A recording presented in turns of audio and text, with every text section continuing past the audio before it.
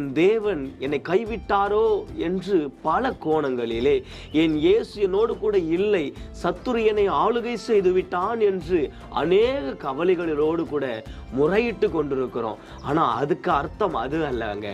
தேவன் என்னை நொறுக்க சித்தமுள்ளவராய் இருப்பார், ஆனால் அவர் என்னை பொன்னாக விளங்க செய்யவே, என்ன அக்னியில போடுறாருன்னா அவர் என்னை ஜோதியாக பிரகாசிக்க வைக்க போகிறார் என்று அர்த்தங்க. ஆமாங்க, நம்ம எந்த அளவுக்கு நொறுக்கப்படுகிறோமோ, எந்த அளவுக்கு ஒடுக்கப்படுகிறோமோ, என் தேவன் என்னோடு கூட இருந்து செய்கிற காரியங்கள் பயங்கரமாய் இருக்க போகிறது.